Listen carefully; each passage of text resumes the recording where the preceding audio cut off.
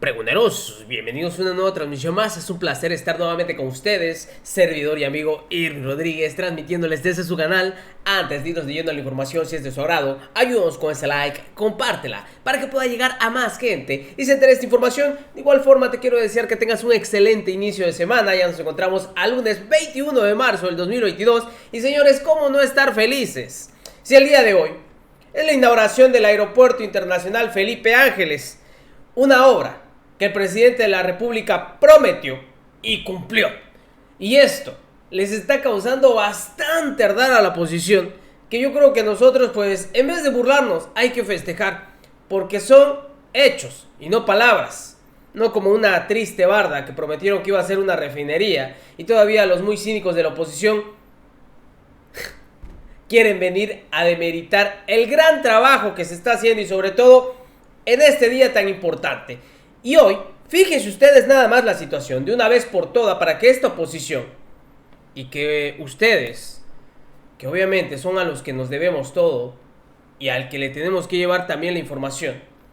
El día de hoy, el exsecretario de Comunicaciones y Transporte, Javier Jiménez Espriu, revela la verdad, fíjense ustedes, tras la cancelación del nuevo aeropuerto internacional, el que iba a ser el NAIM ahí en Texcoco. Y él narra, él comenta el por qué fue una buena decisión por parte de este gobierno federal el que se haya cancelado. Porque simplemente, señores, el presidente tenía la razón.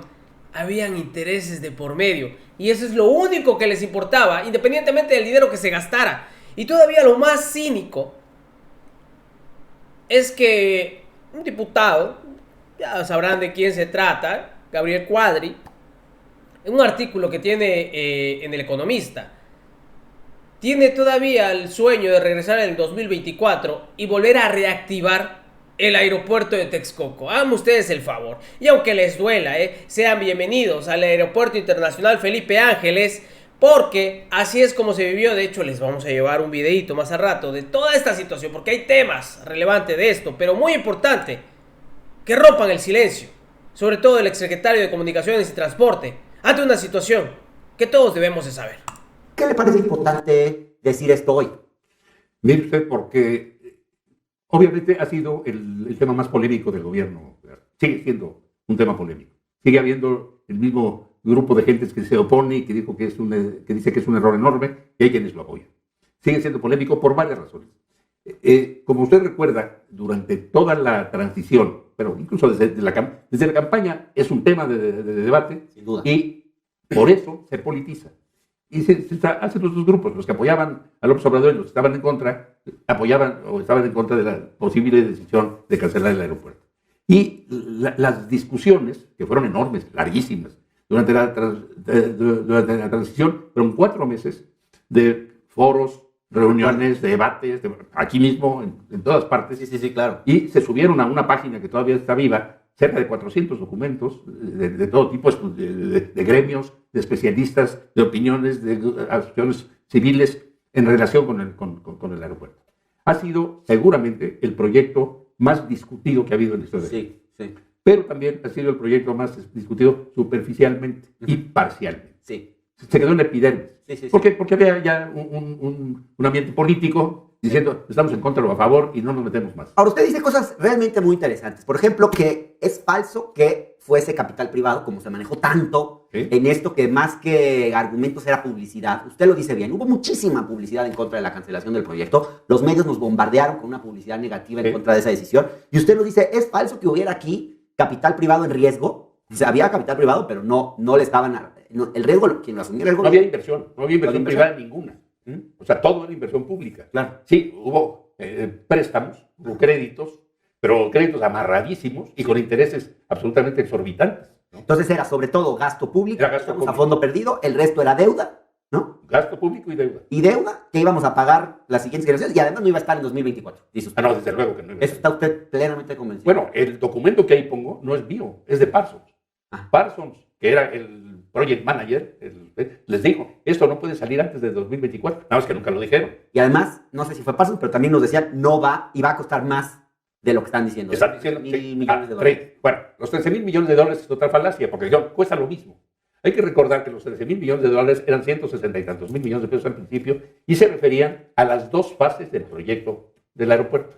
Después, un momento determinado, ya los 13,300 millones de dólares eran 1,300 millones, pero eran 300,000 millones de pesos y ya nada más eran para la primera fase del proyecto. Y usted había crecido enormemente y yo digo que ni con los 300,000 millones de pesos hubiéramos terminado. No sabemos ni cuánto iba a costar finalmente, ni si lo íbamos a poder terminar. Y decían los de Parsons que en 24 se podría terminar si no aparecía ninguna contingencia, cosa que era absolutamente aberrante. Claro. Y usted nos dice además un error construir un aeropuerto encima de un lago, había un tema de suelos, había también un tema ambiental muy fuerte. O sea, son realmente todas las aristas y creo que el argumento es bastante persuasivo. Era un proyecto inviable. Pues, Era un proyecto inviable y iba a ser un proyecto fallido.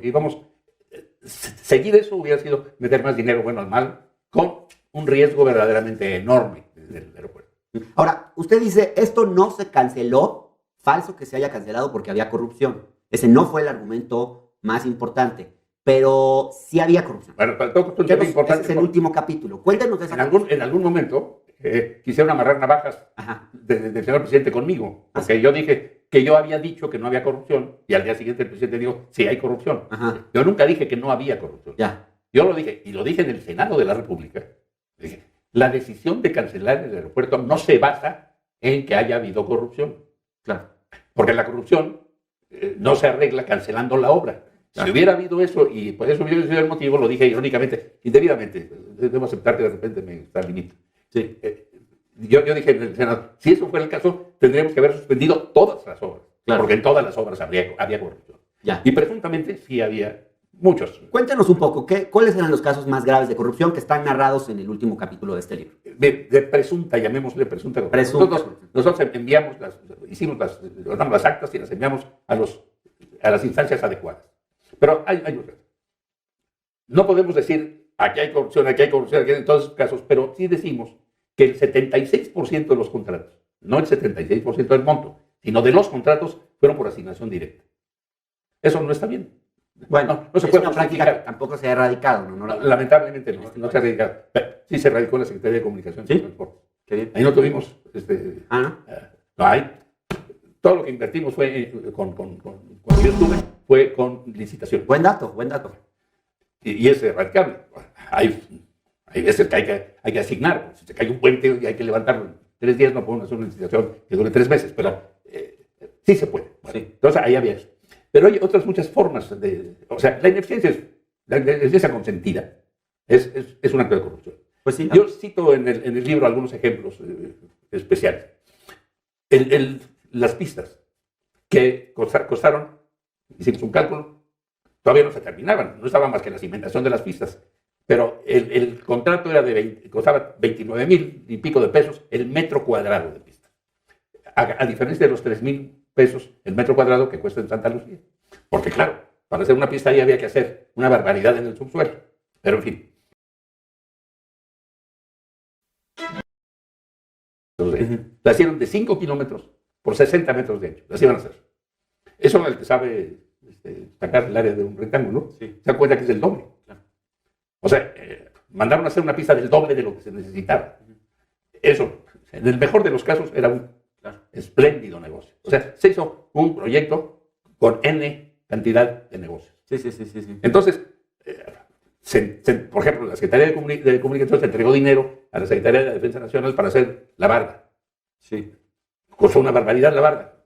Sí. ¿Cómo se hizo? No sabemos. La Secretaría subcontrató por asignación directa y no sabemos cómo. Bueno, todas las irregularidades las detectamos y las mandamos, como aquí digo en el libro, a las instancias correspondientes. Déjame una pausa, ingeniero. Ya estamos de regreso. No se vayan, estamos platicando con... El presidente quiere hacer. Ingeniero, no puedo dejar de preguntarle por uno de los presuntos casos de corrupción que se han ventilado públicamente en los últimos meses, y que es el caso de Aleática, que antes era OHL, y que es la empresa que se encargó de construir el viaducto Bicentenario durante el sexenio de Peña. Me refiero al segundo piso del periférico, a partir de lo que era el toreo de 4 caminos en dirección a la ciudad de Querétaro. Sabemos, digamos, que mientras usted estuvo a cargo de la Secretaría de Comunicaciones y Transportes, esta secretaría inició un procedimiento de sanción en contra del gobierno del Estado de México por haber construido sobre un derecho de vía federal, ¿no? Y por haber permitido la explotación de ese derecho de una vía sin tener una concesión otorgada por el gobierno federal a través de la Secretaría de Comunicaciones y Transporte. Sin embargo, ese procedimiento de sanción que usted inició se terminó. ¿Sabe usted quién dio término a ese procedimiento de sanción y por qué? No sé. El hecho es este. Eso, la Secretaría de Comunicaciones, mucho antes de que nosotros llegáramos, había concedido el uso y la conservación de ese tramo, del tramo federal, al gobierno del Estado de México. Y un buen día, y la Secretaría no intervino para nada, se concesionó. El Estado de México concesionó sobre esa... Sin tener potestades para sin tener facultades para eso. Entonces nosotros hicimos el planteamiento jurídico, y debo decirle que lo hicimos en la mejor de las formas. No era un conflicto, sino que había una irregularidad administrativa seria. Lo traté yo con el gobernador en su momento. Le dije, vamos a ver cómo está esto. Él estuvo viendo el asunto cómo estaba. De hecho, debo decirle que yo todavía tuve una visita del anterior secretario para darle un documento que él tenía ahí en su casa sobre eso, que no tenía mayor relevancia, pero, en fin, alguien tomó esa decisión. ¿Hubo algún interés oscuro para frenar esa decisión, digamos, que usted tomó en su momento? No, ningún interés oscuro. ¿Alguien que quisiera frenar eso? No, bueno, porque el hecho es que hoy esa vía sigue, digamos, de forma irregular, que incluso la Secretaría después ratificó la decisión de que siguieran explotando. Así es, tengo entendido que ya hubo un acuerdo, se firmó un acuerdo entre la Secretaría y el Estado de México para que las cuestiones se regularizaran. Pero no conozco el detalle. Bien, ingeniero. Fíjense ustedes nada más, Fíjense ustedes nada más. Sobre todo que quede claro y conciso este último minuto. Sí, 300 millones de dólares. Eran 1.300 millones, pero eran 300.000 millones de pesos, y ya nada más eran para la primera fase del proyecto. Y usted había crecido enormemente, y yo digo que ni con los 300.000 millones de pesos habíamos terminado. No sabemos ni cuánto iba a costar finalmente, ni si lo íbamos a poder terminar. Y decían los de Pasos que en 24 se podría terminar si no aparecía ninguna contingencia, cosa que era absolutamente aberrante. Claro. Y usted nos dice además un error construir un aeropuerto encima de un lago. Había un tema de suelos, había también un tema ambiental muy fuerte. O sea, son realmente todas las aristas y creo que el argumento es bastante persuasivo. Era un proyecto inviable. Era un proyecto inviable y iba a ser un proyecto fallido. Seguir eso hubiera sido meter más dinero, bueno, al mal, con un riesgo verdaderamente enorme del aeropuerto. Ahora, usted dice, esto no se canceló. Bueno, pues ahí está la situación. Y los que lo siguen defendiendo, pues ya saben por qué. Nos vemos en una siguiente emisión, señores. Un buen día. La inauguración de la primera obra de nuestro presidente Andrés Manuel López Obrador. Nos vemos en una siguiente emisión, que siga pasando un bonito día. Recuerden, la información está ahí y depende de todos nosotros el pregonarla.